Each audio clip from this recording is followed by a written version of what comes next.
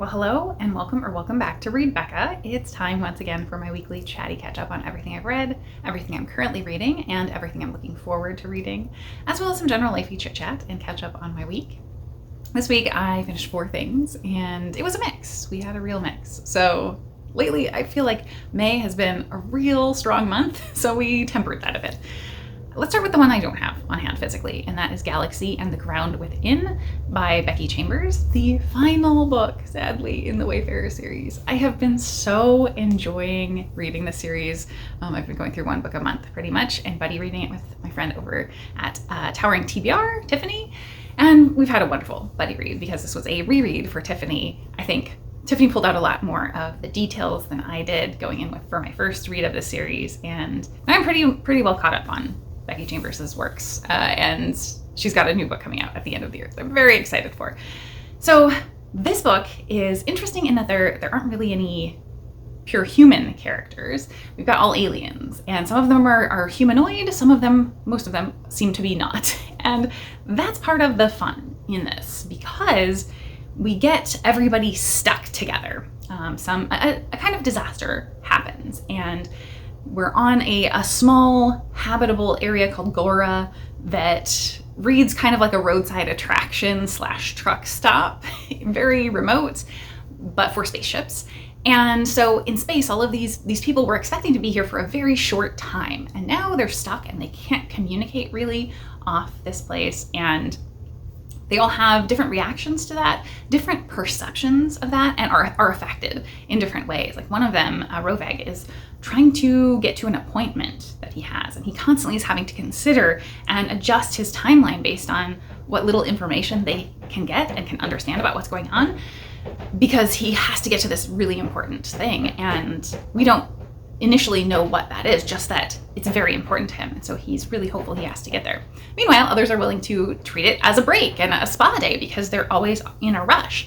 And so the different perceptions and just how they view the world very differently and coming to understand each other together as they're stuck in this situation is really all the book is about. It's very, very mundane. I think this was the most mundane, and yet because they're forced into this closed situation, they sort of have bigger conversations a lot. And I think there are real conflicts, there are real heartwarming connections between them, and what we find at the end really is that we're all stronger together. And I think that's often a motive of Becky Chambers' works, but this was just so good at getting that across. I loved all of the characters so much. I connected with them so very well. Like, this was a great story. I would say that probably book number 2 and number 4 are my favorites, and they're the least human, I think. So that's an interesting takeaway I was realizing after having had a couple days to reflect. I was like, oh yeah, the 2 are very prominently not human, significantly, and other books, and are more character focused, I would say. And the other books do have a little bit more commentary on the human versus alien situation, and I think they have a little bit more plot versus 2 and 4, but all great books. I think these were all fantastic. So I'm so happy to have wrapped up that series. And then I think we will continue on with my next favorite. We're going to go in descending order today. My next favorite was Excellent Women by Barbara Pym, my very first Barbara Pym. I have been doing a long, slow buddy read of just a couple of chapters a week with my buddy Shannon, who's no longer on book 2, but used to be that Sopo. And also, we were kind of inspired by a friend. Freddie of Sluggish Reader is the one who put this on my radar, that I really was interested to read it. And this is set kind of in the 1950s, and we're following a woman, Mildred, who is an excellent woman. She's a spinster, though not an elderly woman. She's old enough that she's a spinster, but not old enough that she's a little old lady. And she's so funny. I think that it hit my sense of humor a little better than my friend Shannon's, but this really got me some chuckles for sure, because she is in the situation where a really brash young couple moves in to the flat adjoining hers. They share a bathroom, and they are wild. Like, they are wild in every sense. Like, they don't keep on top of doing housework. Like this woman is not following the mold that Mildred knows and is used to. And they don't really adhere to their usual marital roles. The husband is very often off traveling, and the wife is having an affair. The husband seems to know about it. It's just a tangle of things, and she doesn't know what to do with this. She doesn't interfere very much. Like, she's not the nosy neighbor, but she makes herself available often. And throughout the book, you get this sense that she's kind of just there and views her role as a tool. Because she's unmarried, she's there to be of service to everyone and not ever take care of herself. And so that feels kind of sad initially, and she increasingly starts to recognize that. She realizes that very often men are coming to her not because of romantic interest, but because they need her to do something for them that is not manly, that she has all these people in her life that are just going through the motions. She's very, very involved with the church and vocal about things there, but yet realizes that very often it's just, we're going to do what we always did. And I feel like this was so interesting in commenting on that, in giving her the thoughts about breaking out of this. Like, she has some real high lofty ideals at points about the things that she wants and the dreams that she has. And then also kind of realizes, well, is this what we're the excellent women are for, that we're just here to sort of be of service to everyone. And the sense of humor is so funny. I would most put this into like comedy of manners, because it is about the social mores and everything that's going on with society. And her questioning, does she want to get married and should she be pursuing things?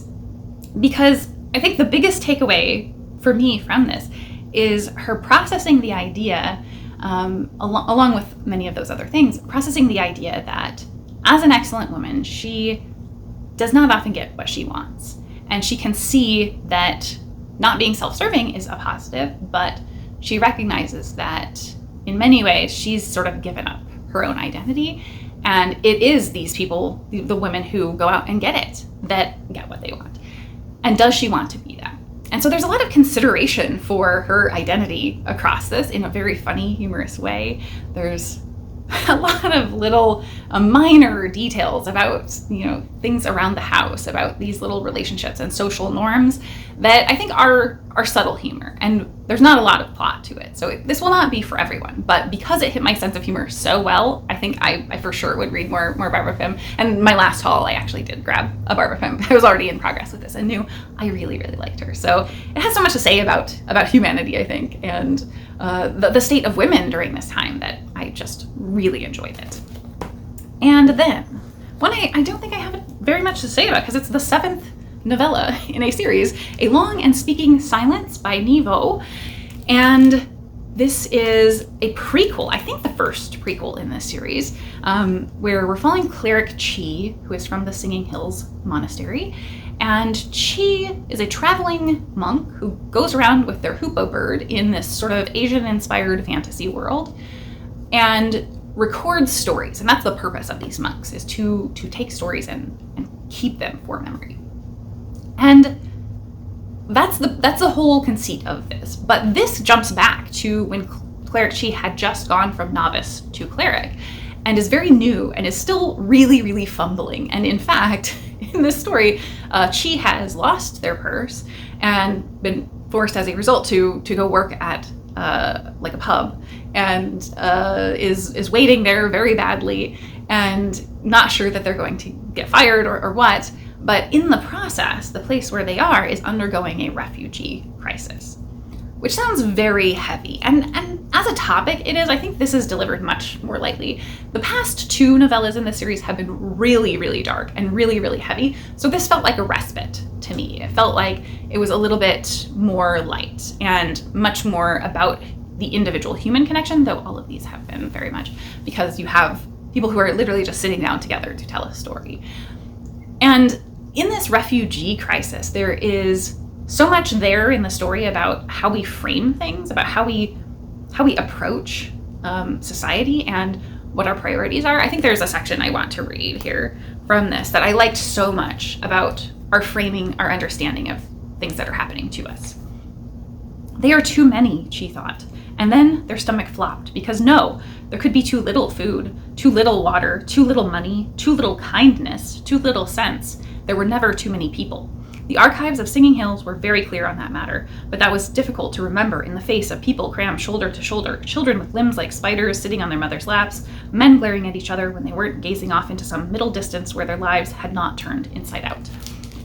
It's about remembering the humanity of those people, that no, there can't be too many. And then, I mean, not getting into things like population crisis, things like that. At the bigger scale, these people could have been moved somewhere where they could survive and do well because they're on a small place. But it's always about the empathy and compassion for what these people are going through. And I so appreciated that. There's a lot about prejudice here as well, and about having compassion through that.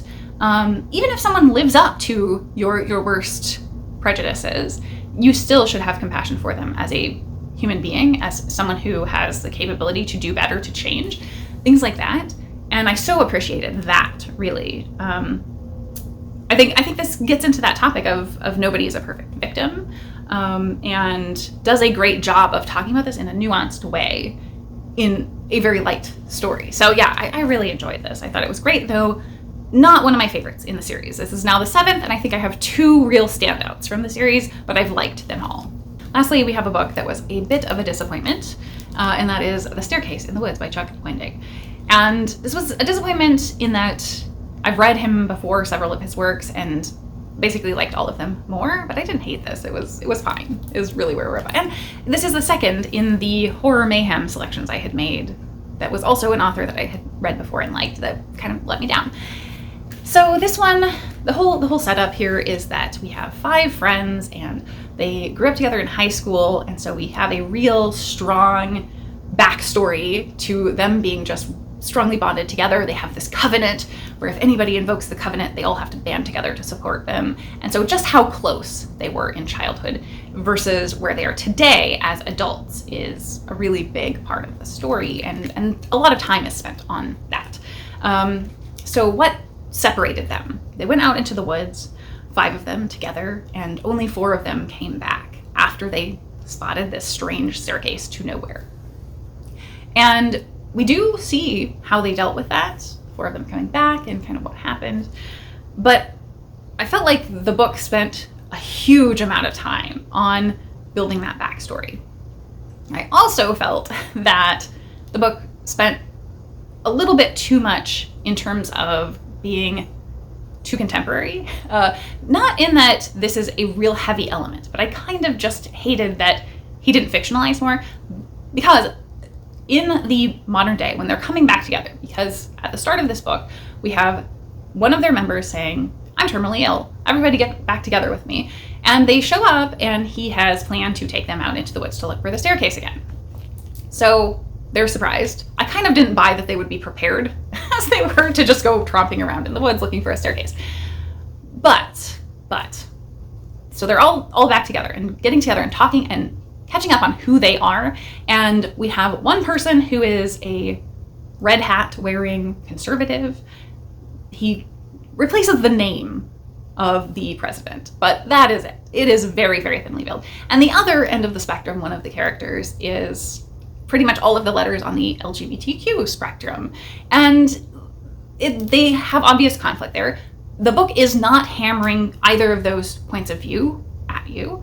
So I appreciated that it isn't about what those things are. It's about showing that they're polar opposites, how far they've drifted apart from each other, and that's going to be an obvious source of conflict in terms of their internal values, right? So I think Wendig did a great job of it not being about those individual political identities that are contemporary, but I still think it's going to make it kind of age not very well, just that it's in there. I wish he had fictionalized more, as I said. So anyway, I think that's about all I can say plot-wise without getting into what I think some people would believe are spoilers. I don't think I'm going to get into anything really spoilery, but I think from my perspective, this just was not innovative. It did some really, really creepy things for sure, but a lot of it was stuff that I've seen before and was not really surprising. And I don't feel like it came down in the end with revelations that made it feel worthwhile. So that's about where I would put that. But then I do want to get into what I think most people who plan to read this would not want to know about, because it's not implied, I think, by anything here. So consider this the spoiler point. This is predominantly not about the wandering in the woods and the staircase, despite the title. It's a spooky house story, a spatial weirdness story, I would say. And for me, it just took way too long to actually get to any of that, to the horror of it, because we spent so much time going through establishing their backstory as teenagers. And I felt like that could have been maybe broken up more and spread throughout the book, and that would have balanced it a bit better, but I don't know. However, I do know that the spatial weirdness, a lot of things there were very, very similar to House of Leaves, or even like the same types of things as House of Leaves. And so I think this is a more accessible, easy read that engages with a lot of the same weirdness that House of Leaves does, but this goes more overt, very much more overt. So I'm not going to get into anything about the house or anything like that, but House of Leaves is really about space being weird, and it's not a ton of graphic violence or anything like that. This has a lot of gruesome stuff in it, including things up to self-harm and people taking their own lives and things like that being discussed here. And I think I liked it in the end, the way it wrapped up, and kind of much like one of the books I was saying earlier about Galaxy and the Garden Within. I feel that this came down with kind of a hopeful-ish closure in We're Stronger Together being the point of this book. And I like that, but we didn't get a lot of the answers that I wanted. And I just wish there had been more focus on that rather than messaging. Though it didn't feel as strong as I had expected in terms of like beating you over the head with messaging. So yeah, this was fine.